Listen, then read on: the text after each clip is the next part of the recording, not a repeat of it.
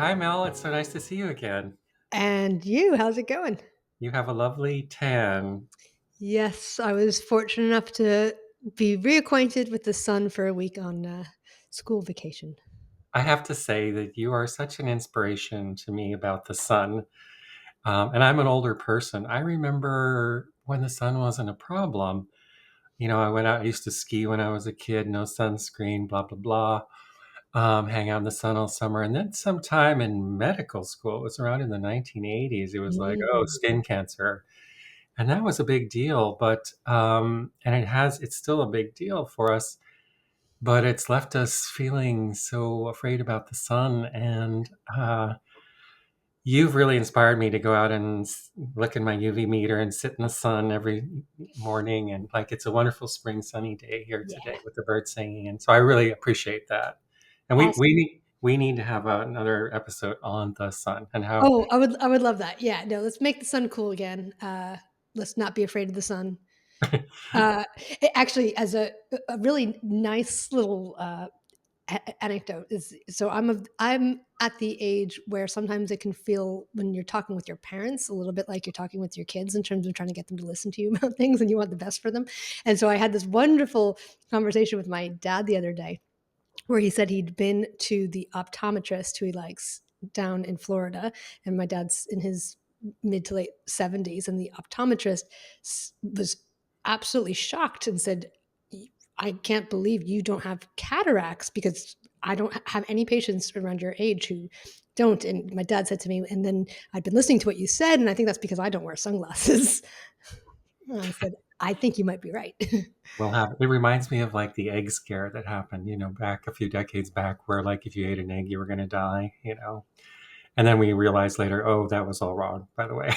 Totally. I was raised on the American Heart Association heart healthy diet of the 1980s, which in retrospect was like the They first eat the steak, then eat the potatoes, then no have like no no no no steak. We're not allowed to have steak. We're not allowed to have butter. Only spreadable plastic.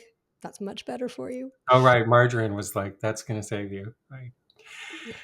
Anyway, we're going to talk about the sides of the brain today or something. I woke up again. This is like when we had the talk on the vestibular system, and I woke up and like, how is Mel going to make this topic sexy Oh, in a world where the attention span is 30 seconds? And I think we did it, but I was like, I want to see how she's going to do this again the today. brain is so sexy. Oh, Laterality is so sexy. I right. listen. Actually, we say like the biggest erotic organ in your body is your brain, or actually maybe your body, mind, or something like that. But so anyway, I was like, how's she going to do? How's she going to pull this off? But I was thinking about it. It's actually quite interesting. And I was just preparing another lecture for our class on the architecture of the body, where have to talk a lot about symmetry. And I think that comes up here too. But what do you got for us? Well, I want to put it in a different frame because I think the laterality of the brain is extremely interesting. People want to understand. Well, people who come up for air, they want to understand themselves. They want to understand their world. They want to understand what they're experiencing, and understanding that really, like, it's more like we have two brains that are connected in the middle, and how that works. It speaks to people's experience on a very deep level. So I I've yet to come across someone who doesn't find that interesting, but I'm interested in, once we lay a little bit of that out, how that looks in terms of the Neijing and pulling out some of the observations that are captured there. It's there's like a little bit of a dance, because you are so good at teaching me when you're looking at the Neijing to not put all of your stuff onto it. That they had a perspective from a different time and place with a different context. Um, and I think that that's very wise. I also like kind of taking my lenses, like, kind of certain goggles, and reading it and seeing what I can pull out too. So as long as you don't, I suppose, fall into the trap of thinking that that's being objective, maybe sometimes there's like things to be gleaned there too. Oh, for sure. Because and it is true. We don't want to make them say something they weren't, and stay in our own little bubble. But we are all looking at the same nature. We're Mm. all start from the same starting point. So there should be those points of intersection, and there are, I'm sure. Yeah. Yeah. Yeah, so The, that's where I think it gets interesting. the brain story is so interesting, because it's kind of gone through several different iterations in my lifetime. And maybe you can speak more about this, but it really kind of this discussion about brain laterality really came to the fore in the 60s when Dr. Sperry was doing the surgeries for epilepsy, and he was cutting the connections between the left and the right brain, and then watching how the patients responded and what they could do. And from that, kind of made this model about the left brain's about language, and the right side of the body, and the right side's about like creative thinking and in space, like thinking of things in space without words.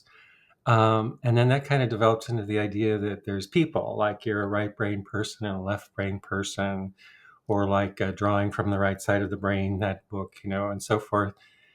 And that went through its phase and kind of explained a lot. But then there's been kind of a shift back, because when neuroscientists look at these brain studies and look at MRI, like imaging and brain activity, when somebody's doing something creative, they don't just use the right side of their brain; they use the whole brain. So now that idea is kind of, which of course all this could have been predicted by Neijing science.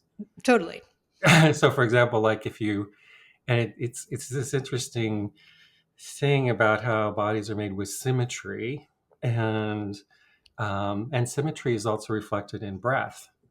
And so, like if you look at breath symmetry, you would say there's an exhalation and an inhalation, but you'd also say the exhalation is different than the inhalation. That's called chirality, kind of, you can't, something non-superimposable. But you wouldn't say like, well, breath, this just exists in exhalation. So Right. you could have known from the aging science right from the bat that this would be. But anyway, tell me Yeah, more. so it's, yeah, you've touched on some really interesting things there, and it all comes back to, as you would say, to, like, the story a little bit. So people have known for quite a while that there is a little bit of, specialization between left and right for quite a while.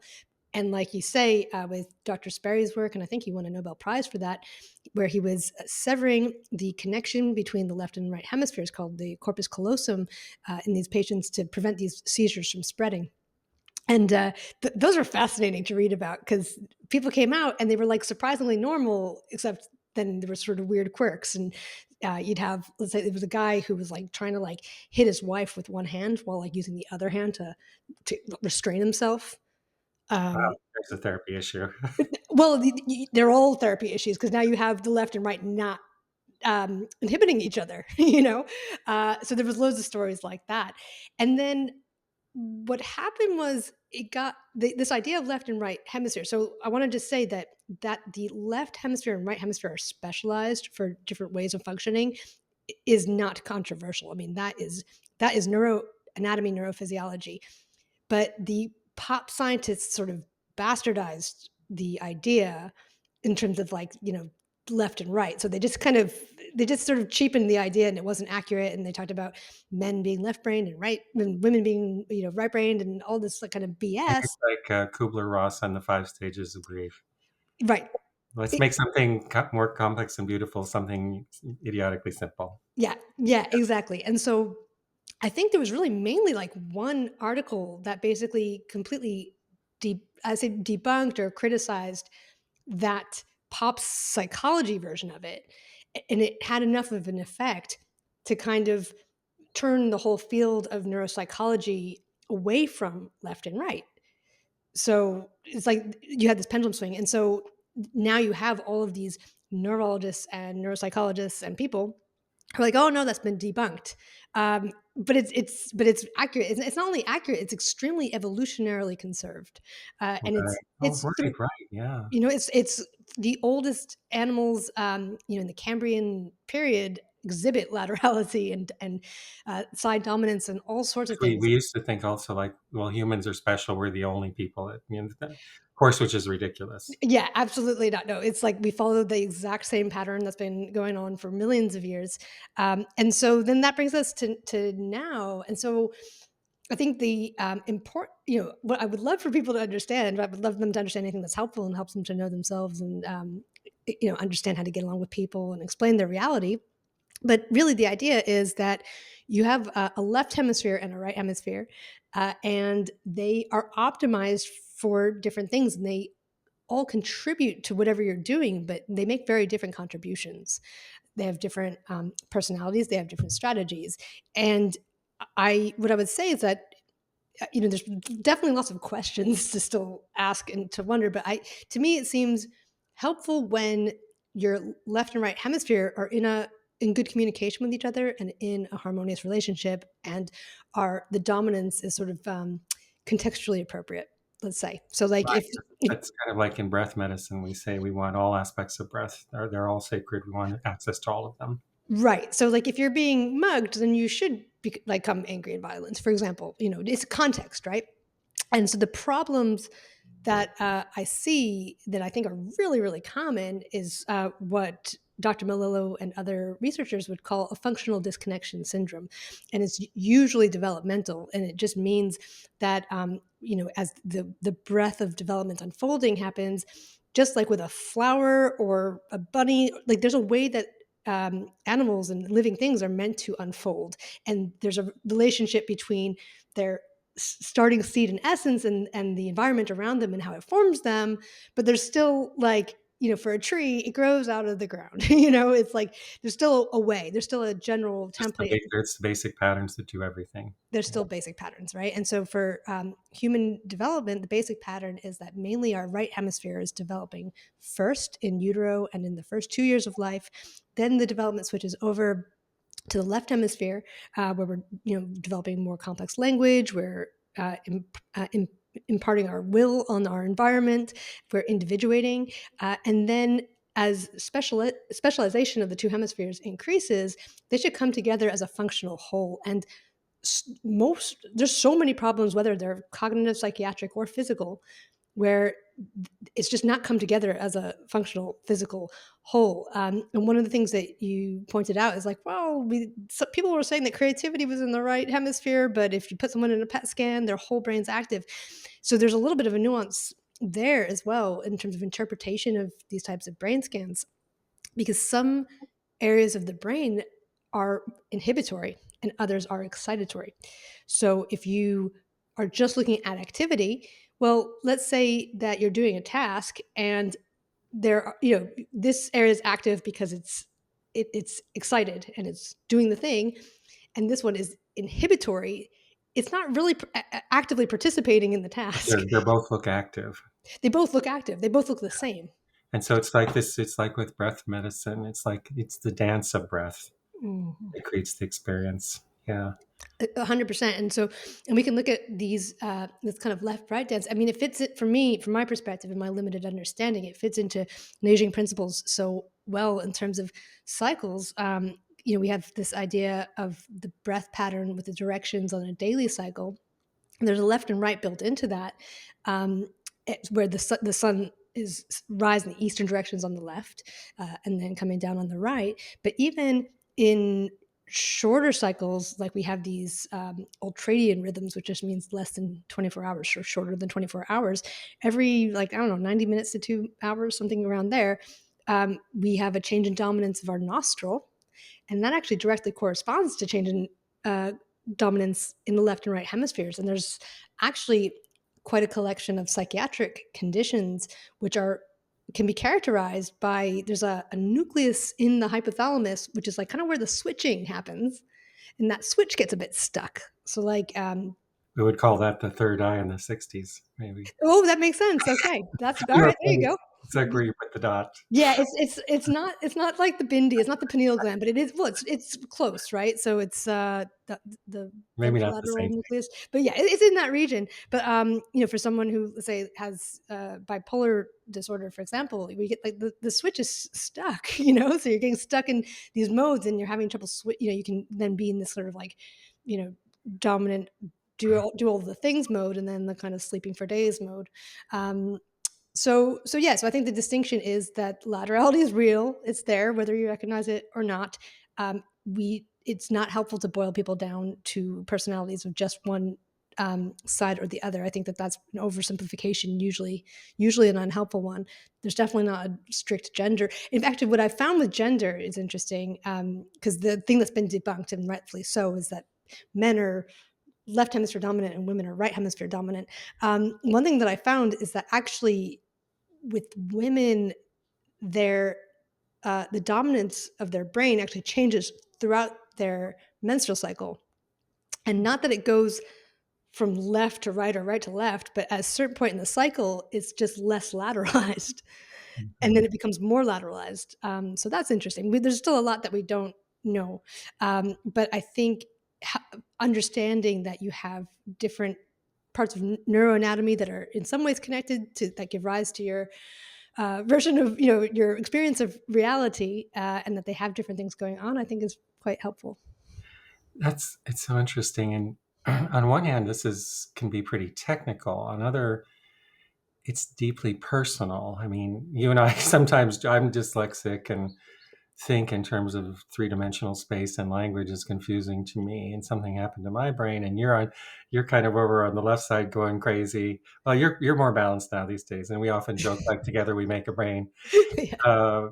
But for like when we go back to that idea of like, for instead of thinking about what's right and wrong, think about how you move through the world and what's right relationship. And in breath medicine and Neijing nature-based medicine, we're trying to restore breath. And one of the primary principles there is that all aspects of breath are equally as sacred, and that life is something that emerges within the field of breath. And but if you're come out of the chute imbalanced, with a certain brain, or you move through the world, say, for example, as a dyslexic person, I always feel like I'm kind of don't belong in the world, because I walk when was growing up. I remember looking at people talking and thinking, why are they using those words when the words don't fit what they're feeling, or something like that. So I have always had this sensation of being an alien, kind of, which is really colors how you walk through the world. That's interesting because I've also had that experience Yeah, for most of my life of feeling. I usually these days feel like an anthropologist, but yes, I don't I like I'm walking through the world where I'm like, I as a child I was thinking, how do they know what they're supposed to be doing right now? Like I was looking at the other kids and they were all playing, and I'm like, how do you know to go there and do that? right. And I imagine that we're not the only people who feel that way. I bet many people listening feel this way, and we learn. We construct a persona. Like I know how to talk at a dinner party, and I know how to use the words, and I know how to give a public talk. That was all learned. Yeah. um, you know, but it's still, you still feel like this my world, in a certain way. And then also as we look at breath patterns and kind of the changes in the political landscape and all those things, and we see something funny happening over on the left side of the brain, where the brain is even unbalanced in terms of the breath patterns, and we're in this chaotic breath time now where things are breaking down. But you see, like, oh, this kind of looks like a caricature of something. It just looks crazy. And nature's trying to restore balance.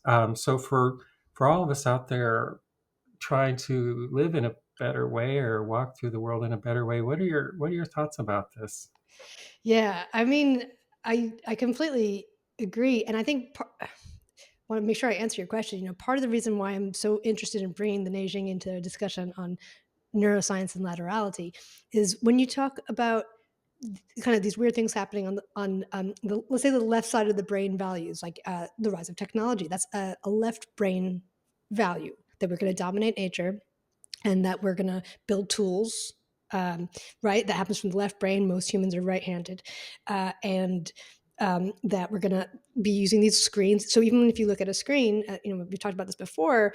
Even the way you're using your visual field is preferential for left hemisphere dominance. Or if you live in a city and you're seeing lots of buildings and not much nature, all of that's you know like kind of favoring the left hemisphere. And so when you or the Neijing talk about like the eastern direction, about getting from point A to point B and individuation, and growth and all of those things, that is a straight up explanation of like what the left hemisphere does. So the left hemisphere starts programs and routines of movement, the right hemisphere stops them, right? So if we're having Tourette's, for example, where we're having these stereotypic things come out of our body or our mouth, it's because the right hemisphere is not there to stop it, and the left hemisphere is too active. And so it is sort of, at least for me, like begging to have that relationship and connection made. I think with the right hemisphere, it's a little bit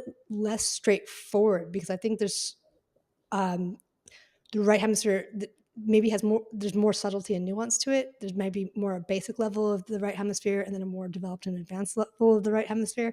So that's maybe like an open discussion. But in terms of advice, I think that the other thing that you mentioned that I think about often is you talk about how we move through the world. And ultimately, this is all about how we move through the world. And so when we talk about In our structure. yeah, I mean, because have, from the neurological perspective, we have brains and nervous systems so that we can move, and thinking is actually just internalized movement. Mhm. It involves a lot of the same networks, and it's really just allowing us to simulate things before we actually act on the world. So I would say, that it's a way of tying together a look for balance in your body and how your resources and what's all of you is communicating internally, and that makes for, I think, a little bit more of a cohesive experience out in the world where we don't need to have so many pendulum swings where we say that either technology is destroying us or that it's the best thing since sliced bread, that we can be in right relationship with things and we can continue to evolve while also being, I think, appropriately cautious and critical and concerned about things when they're kind of exponentially in excess.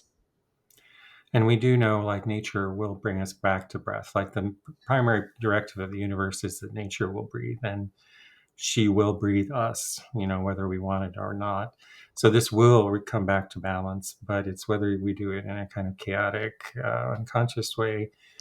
As I always say, dying can have the beauty of autumn and red leaves, or the chaos of political upheaval. It's just the story you tell about it, essentially. Wow, this is so interesting. It's a huge topic. I have to say, also, we were talking earlier before the show. We were talking about technology, and you know, when you're practicing a traditional medicine, some people, for example, say, Chinese medicine is a traditional practice that was all written down 2,000 years ago, and you just follow the directions. And they don't understand the innovation part because Chinese medicine's always been innovating, just like Western medicine. But we innovate in a different way. We innovate by instead of looking to the future for an answer, we look to the past. So we look backwards, and we look at the root, and then we say, well, what's in front of us now, and how do we use what we learned in the root to address what we're looking at now? It's always different. So, for example, in the practice I had, it was about 2013, somewhere around in there, 12, 13, 14. I saw the seasonal pulses change around 19 in the late 1990s. And then when people started using cell phones, so all of a sudden it was quite different. And the way their brains were acting were different. All of a sudden, this became a focus of medicine. You can fix their sprained ankle, but if you want to restore them to something bigger, to health, all of a sudden this is a huge, huge issue that's just come upon us lately. It seems like. I don't know, any thoughts about that? Well, that's a bigger topic. As I mentioned, I'm currently listening to a book called Stolen Focus, and it's highly recommend it. Really well written. For me, it's helpful because I feel like I can really relate with the author. I've been aware of a lot of the problems with technology addiction and also sort of what I would call predatory practices of the technology creators, where their main goals, I say, to exploit human vulnerabilities to easily addict people to it. And like with me, it's funny because I'm like, I know that, and yet I'm still hooked, right? So it's like that kind of duality. And so I'm listening to this book, and I will probably choose to listen to more books as a way to help me kind of, break out of it a little bit. But when it's such large swaths of the population, I don't have. There's a lot of answers I don't have because, you know for me, I feel like I came into the world with a bit of a vulnerability around focus, but I have been able to be almost held if I'm in, let's say, a community, perhaps like in a developing country or a place where they are more present, that has allowed me to kind of settle in my body and be actually have no attention issues. But now if I'm literally surrounded by everyone else. I mean, when I it's funny when I drive, if I like look over, it's rare that I see someone who's not on their phone while they're driving. There was a little like meme joke. It's like, what did people pay attention to when they were driving before phones? And it's like, Yeah, it's true. yeah. Well, Uh, we'll have a whole talk on this, but Yeah, so it's tricky because then you don't have, so even if you yourself can get in a better relationship with it, it is tricky if you then don't have a net or a web of people, 'cause there's so many layers to it. There's the mist. Well, even actually, I was just away last week with my family in Puerto Rico, and I could already see like the people working there are also addicted to their phones and all the lost conversations. Because whenever I travel to Spanish-speaking Latin American countries, it's just like an endless banter, and Spanish is faster than English, and it's like and they're like teasing each other and flirting with each other, and it's just this whole thing, and it's just quieter. You know, and it's in that background. It's like the kids aren't going to know that that's missing.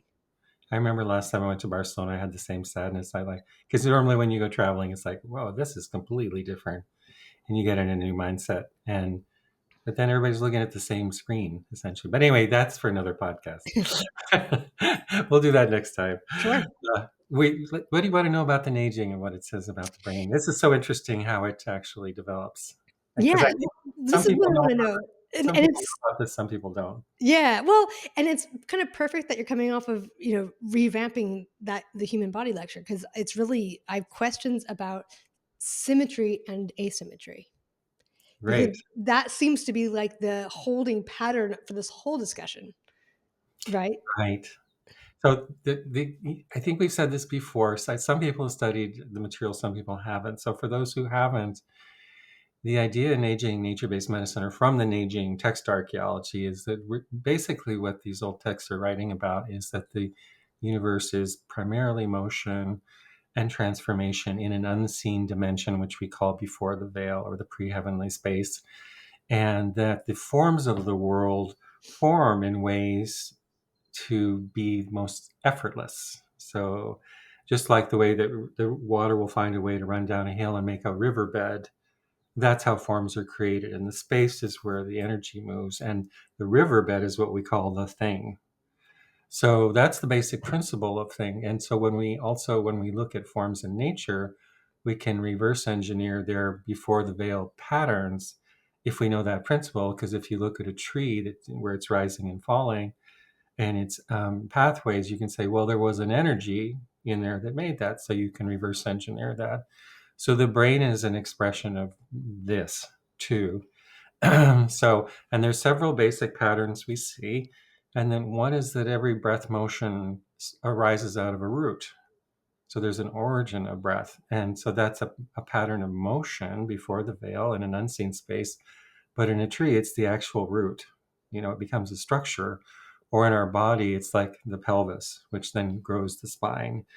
And then the brain, it sits on top of that. I was talking in the weekend class last time, and I was saying that your brain is basically like a lemon, that on a tree, that like one of the patterns is that as the energy is rising, like in spring and summer through a tree, it goes out, it opens up the leaves, and then the energy of expansion gives way, and yin aspects, the deeper interior aspects, comes out and exteriorize. And that's how we see fruiting bodies on trees. And also like your ovaries and testicles are like that too. We call them the little kidneys. They're a yin expression exteriorized with that breath.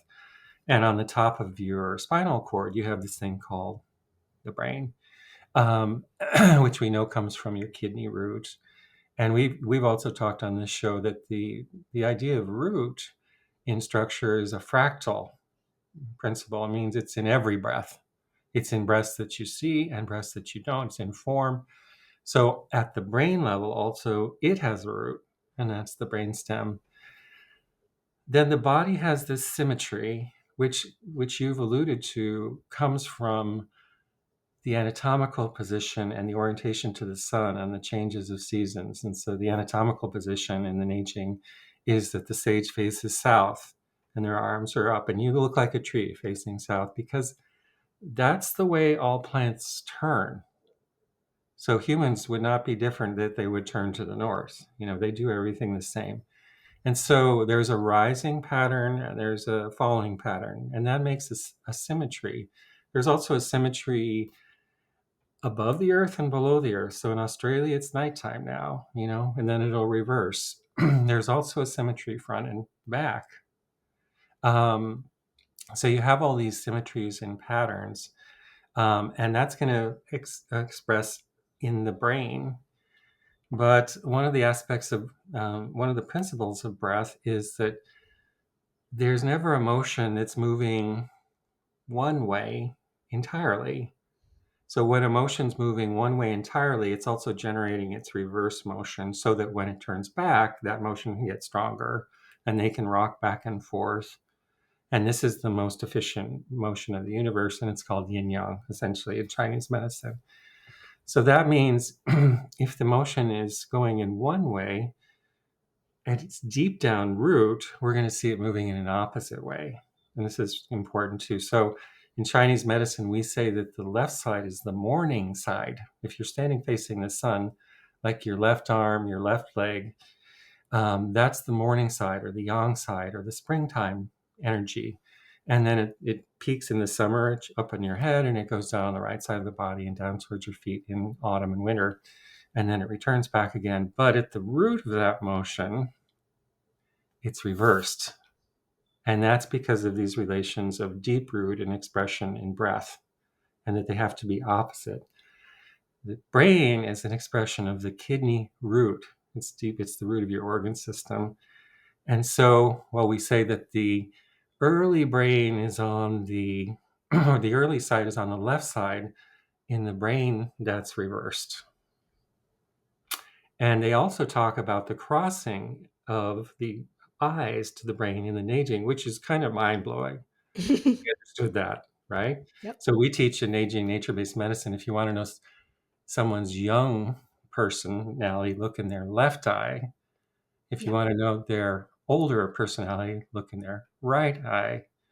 And that's because the younger brain, the less differentiated brain, is on the right side, and the more kind of out in the world brain is on the left side, but the eyes switch. So that is like mind-blowing level of neuroanatomy from these people 2,000 years ago, Oh, don't you yeah. think? Well, It's yeah, it's wild, and there's other things in there too clinically that, oh, it's crazy. And so there we see what always gets me about this topic about to me it all comes back to language. A lot of it comes back to language and the idea that we've been around for a while, but in our current version, it's just started in the last 12,000 years, and particularly in the last 5,000 years with language, particularly written language, which is the left brain area, Yeah. and particularly since 2012. Since the advent of technology, and particularly another evolution we talked about AI, and that's all about language. You know, And so somehow it's like the language center has caught on fire like a virus or something, and it's not balanced, And I go back to these words, Tao Te Ching, first chapter, first sentences. The Tao that can be recognized as a thing by your brain, or however you translate that, is not the Tao. The Tao is the world before the veil or the patterns of nature. It's not in the world of words. The second line, Ming Ke Ming Feng Chai Ming, a name that can be named is not the name. So they're like getting that right away, that it's something about that there's a world of words and then there's a world before words. And we all look like one of the sayings we have is the highest use of words is to illuminate the world without words, essentially. And so they seem to have gotten that correct. And we seem to be kind of spiraling out of control with the word aspect. I don't know if you have any Yeah. thoughts about that. Yeah, I do have thoughts on that. They might seem slightly tangential, but we'll go for it. I was just thinking about how different languages and how they're written impact different brain areas. So, Chinese and Japanese and many of those, And whether you language read them right to left or left to right. exactly, yeah. So, the pictographic languages, are kind of right more right hemisphere in their processing. And again, it's not black and white. I'm not saying only, but in terms of how it's handled, and there's actually is a study, at least one study looking at that. So, compared to languages that have an alphabet that need to be read. Now I'm just kind of thinking about this now. I'm like, well, let's see. If you read from left to right, that's a smooth pursuit to the right. So that's actually activating your right hemisphere more. And if you read from right to left, like in Hebrew, that's actually activating your left hemisphere more. Smooth pursuit to the left. So it's interesting because again, I'm not saying that all the people who read those languages have like one personality or one brain activation pattern. It's just more of like a meta pattern in which a culture exists, that does have these things, these repetitive motions that millions of people are doing do have patterns to them. They So do have interesting activation. because that's kind of almost reverse what when I was studying at the Jung Institute, we were studying patients' art. And one of the things I learned there is when things come into the left side of the frame, they're the things becoming and moving to the future. And when they move into the right side of the frame, they're going to the past. So and also when we look at ancient languages, the ones we read right to left, it's like they take us back to the root somehow. And when they go from like, that's a tangential thing, but that's kind of interesting. Well, that's how time is organized. But I think the way time is organized, is actually more variable in the brain. So I think, and this is a little bit outside. Like I haven't done like a deep dive on this particular subject, whether there's literature on it, but I know from other studies and fields that if you can take individuals and have them close their eyes and point to the future and point to the past, and they'll give a variety of directions. So whether it's behind them or whether it's to the left or to the right. So I don't know if there are greater cultural trends in that. But in terms of where your eyes move, that should have more consistent neurology. Hmm. Well, interesting. That's kind of a sidetrack, but yeah, where are we with all this stuff? So we have the left and the right. And, as we say, when we look at a patient, we are actually looking at these symmetries in structure. Because, as you say, like when we're trying to help you move through the world in a different way, it's not just about a thought, it's an embodied experience. And so, and in Neijing, nature-based medicine, we try and teach about the artist's eye, and a lot of the artist's eye means picking up subtle things of symmetry. That would escape most people. Sometimes they're very obvious, like in scoliosis. It's like, well, that's way off. But often it's like, oh, front back symmetry, left right symmetry, up down symmetry, and we're working in a body as if it's a sculpture, but something living and with an experienced being in it and trying to reestablish symmetry. Not perfect symmetry, by the way, because everybody, as I say, everybody's like a bicycle wheel with a wobble, right? So, and if we got rid of that, that might not be so good. If everybody was the same and kind of perfect and emitting light, and that might be good, but it might be kind of boring too.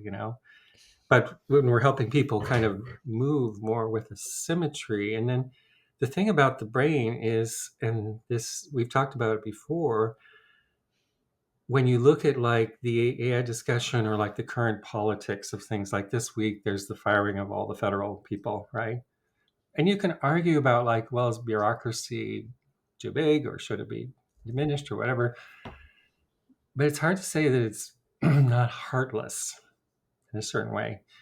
Thinking about the people who have a family, maybe someone sick to take care of. And there's something about this. I don't mean to get into politics. I don't want to do that. But there's something about this because remember, in the Neijing description, there's the heart and there's the brain. We talked about that before. And when we get kind of into this kind of modern version of the left brain version, the heart seems to be missing. And in the Neijing, this important thing, like the brain can't tell you the value. It has memory, it's a Jing organ, and it has connections. So, but it can't tell you the value from being a human being of what that is.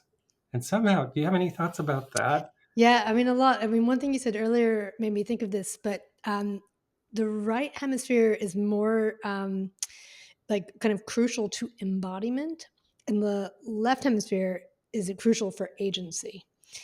So this kind of goes back to this balance where we have I feel that we have a lot of people who are kind of wobbled or imbalanced in either direction. So either they are super embodied, but also connected to everything, and it's like everything's too much, and they don't feel like they have much agency. They're not able to kind of go from A to B and impart on the world.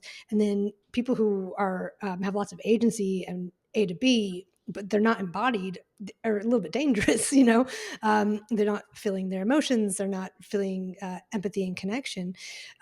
So that's a big aspect of it. Yeah. This is a really interesting thing because we would call the motion in the Neijing text archaeology, we would call the motion from A to B a Jing pattern, and or a yang. It's a yang based pattern. It's based on a tree or a plant. It means that there is a motion in a tree and a form around that that's going from the ground to the sun. It's like the sun is in the seed and it wants to go back to where it came from, and it just wants to move from A to B. And we call that kind of a yang motion. And then, but it has to kind of alternate with kind of things that go off to the side and give relationship and take in nourishment, which we call low patterns or yin patterns. So this comes back to a really crucial question, which is what does a sacred Jing pattern look like? And what does a sacred low pattern look like? Because I think right now also we're kind of drowning in dysfunctional images of what these things are. Yes.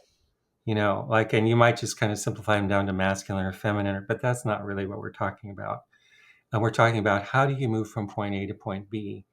And it's interesting because I would say agency comes from that in my experience. And one of the things when a patient comes to see me, what I'm really concerned about, again, I'm not so concerned if they're male or female or in between. I'm concerned about how these patterns of moving in a Jing pattern and a low pattern express in their life, because life is what happens in the middle of those patterns.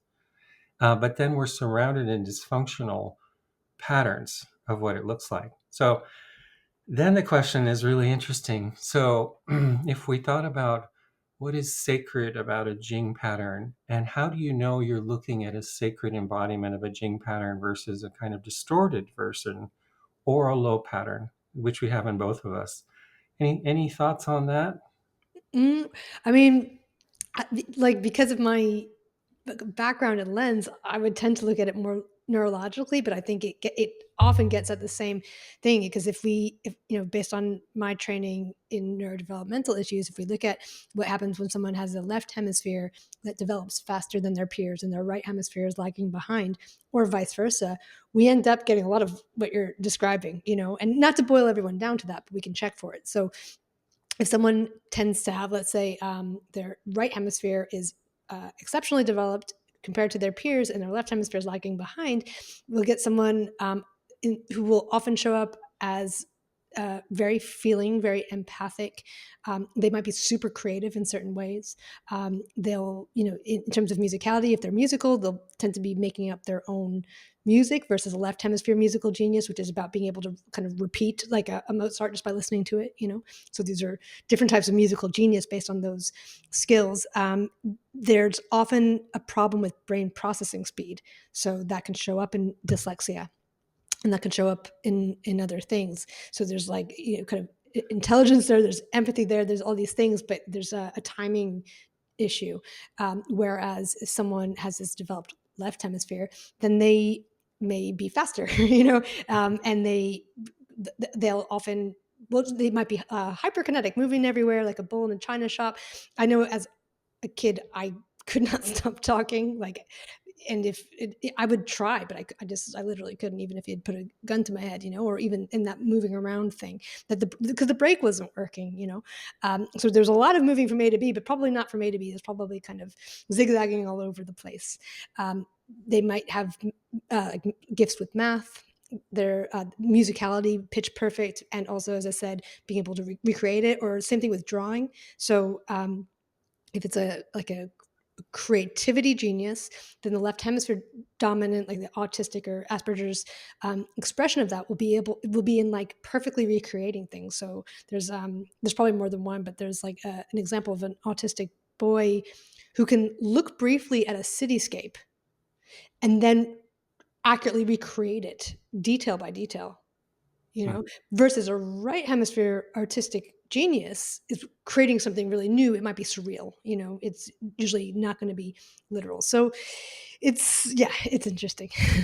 It's going to come up in our tech talk too, because for the medicine that we're responsible for, we have to find new ways to help people rebalance, And so this is like a critical thing. Like with the first year students we have now that just started, one of the exercises we're doing is exploring how it feels in an embodied way to move into space without apology, which is kind of a hallmark of a Jing pattern. It's like a tree is moving to the sun Yeah. without apologizing for its motion, right?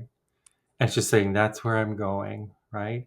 And to me, that's also where creative agency comes from. But as soon as you say that, like to the first year students or anybody, they start kind of going, ugh, because that sounds a lot like the dysfunctional patterns that you see of like misogyny and, authoritarianism.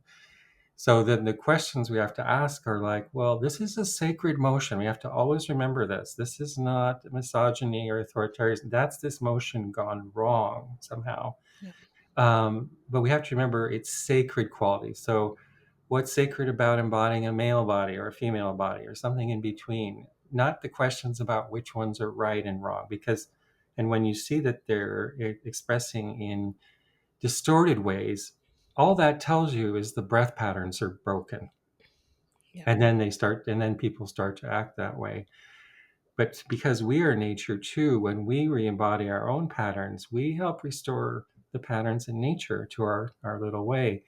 So I think this is like a critical thing. Maybe we should have another podcast about it. But just like, what are the sacred natures of breath? And what are the stories we tell about them? And how can we fix those or like address them in a certain way? One of the things that you just said reminded me of something, because it's always nice to come up with practical things. We're talking about kind of the biggest problems possible. So it's not like it's like, oh, this is like the 3-point plan. But what you said just reminded me of something, which is that I'm currently working with my correcting my posture, which is wonderful. By the way, it's really really helpful. My one of my lumbar discs. Your posture looks great, by the way. Oh, it's better than it was, but at least, like I had this lumbar disc that was just impinged all the time, and it was quite miserable. And it's not a lot nicer when that's not happening. But this is really kind of basic, but in terms of like whether your pelvis is shifted forward or backwards, part of what you do is really move it between that so that you can find out where center is. So with what you're talking about, how to move unapologetically into space and the other sacred motions, it seems to me almost like you want to see what the extremes look like. What does it happen when you don't do that at all, and what does it look like when you do that in an unhealthy and pathological way, so that you can see what healthy looks like? Because I completely agree. I think you've hit the nail on the head that where our society is very polarized, and I think that that's fairly intentional. But it means that when people are looking out saying, you're wrong, they're saying no to something that is a natural thing, but it's taken to like a caricature or an unhealthy extreme. And so I think it's almost like we need to recalibrate our sensibilities, because most people don't even know what things are supposed to look like. They don't know what normal looks like. And so by being able to take people through, like as I said, like the kind of anterior and posterior shift, but like take them through what does it look like this way, what does it look like that way, then I'm like, oh, I can spot the healthy one there. These are all different healthy expressions of that. How can I incorporate that more, rather than just say, uh, that's wrong, that's dangerous, that's bad, because I'm only seeing these extreme expressions of it. Right. And then we're embedded in all these cultural stories. A lot of them are intentionally created for other reasons, to tell you why you shouldn't move or you shouldn't do this. Or so people are really kind of in a state at the moment. But in nature-based medicine, we go back to the thing like, well, let's start over at the beginning again. Like what does a plant do? Like when a plant comes out and breaks through the soil and reaches to the sun, it's not misogyny, it's not authoritarianism, it's not racism or all of the isms. It's a natural motion of agency from a creative root. It also does it in relationship to everything else. It doesn't just say like we're going to do it my way. Yeah. Like it feels out and it's moving to the sun, but it's doing it in relationship to everything else. And that's what I kind of see as the model of agency. And right now there's kind of an epidemic of lost agency. And agency is like central to health. It means that you are expressing a creative impulse. And that's kind of like the essence of life, right? So, in the last 10 years, one of the things as we're trying to craft medicine for this, art has become to play a really more important role for us. So, like, we have 3 artists in residence now in our group, and that's because, and we're working with our students even because when a plant is moving from the seed to the sun through these breath phases, it's actually creating art. Like art is what nature does. So when we embody art and go back to those principles, we're kind of recreating breath. So it's one of the medicines we have now.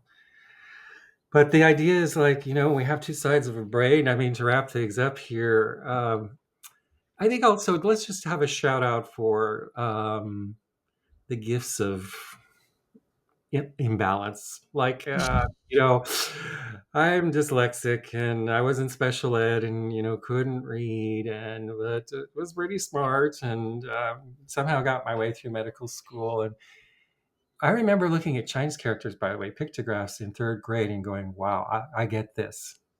And I remember I found a notebook of me tracing all the Mm. characters in 3rd grade, like, oh, this is my language. Then I went to the Neijing, and like Neijing's been a tough nut to crack, but a dyslexic brain is not bad, especially if it has a database, right? Because what a dyslexic brain is, it looks in the 3-dimensional space and it says, what is the story here? And that means it's exhausting because you're trying to hold a 3-dimensional space, but it's making all these non-local connections now we have nature-based medicine.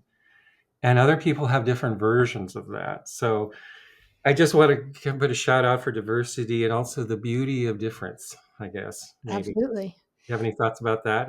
Yeah, I mean, I'm going through a process of becoming more embodied, and it's a multi-year process, and it's been very interesting. And I'm using what I learned, both kind of professional and training, and also experimenting to help other people. But I have to say that having been disembodied for a lot of my life was not without its benefits. I was able, there's a lot of practical benefits of, not feeling, I had lots of like inflammation in my arteries and breaking down and stuff, but I couldn't really feel pain or notice it very much. There's a lot of problems I couldn't notice, which wasn't very good in the long term, but was quite useful in the short term. And also being someone who doesn't overreact to things. So in an emergency, I was pretty cool, calm, and collected, which was very useful because I was able to kind of step into roles and handle things. Whereas if I'd been feeling afraid or triggered or scared, then it might maybe would have been harder. So that's been the kind of the mixed blessing of being completely dissociated for many years. But it's Let's, also yeah, let's have a shout out for like the beauty of our weirdnesses. oh, totally. Yeah. Well, I have a deep passion. I wake up, I have this dream of, because I think we're at an evolutionary note, as I've said before, in humanity. It always looks kind of worse before the dawn. But it's about recreating stories and learning our operating system and learning about balance and breath and that light comes from the middle of that and all those kinds of things. But I have this great passion to reach out more out of the healthcare practitioner group into the public to retell stories together. Because it's like one thing to like lecture at people about stories and light, and it's another thing to co-create a new world. Yeah. My hope is that's where we're headed. Yeah. Yeah. I think, we've talked a little bit about this before, but one of the things with the technology, and it's even actually, according to this book that I'm listening to, predates, like, all of the internet stuff and, social media, is that, uh, information has been speeding up for quite a long time. Oh, So even before smartphones. And I think one of the challenges that we all will need to overcome is that when you are, co-creating story and you're developing community, is about readjusting your relationship with time. Time is an important ingredient for things to unfold. Just because time passes doesn't mean you're kind of going in the direction that you want to. But when we're kind of on an infinite scroll, our especially, I don't know, I've noticed this a lot. Like, the brain, we're trusting ourselves. Yeah. yeah, the brain's moving so fast that it doesn't allow for kind of, the the pacing of healthy interaction. So in order to reap the benefits of it, of being in Like community. the plant reaches to the sun in a season. Mhm. And Exactly. that's when we go back to the question of right relationship. What's right now for this unfolding process? If I had to kind of summarize the main illnesses right now, they're illnesses of time and place. Yeah. And people are, human beings as living expressions of nature are based in time and place. And those things have been really broken. Um, and so our job is to try and figure out, by retelling stories together, how we can reclaim that. So that's my hope. So I guess we'll have to keep showing up to a podcast because I'm right brained and you're left brained, I guess. Yeah, well, I'm trying to We're work getting out my wobble incrementally. there. We're getting there. And you helped me when I came to see you in my body, which is Yeah, yeah. So we'll get there. But let's keep retelling the story together. And I reach out to our audience members too, and stay tuned for ways we can do that. This is where hope lives for me. So does that sound good? sounds good to me. All right. I'll see you next time. We All can right, go over technology or something else. All right. awesome. Take care. Take care.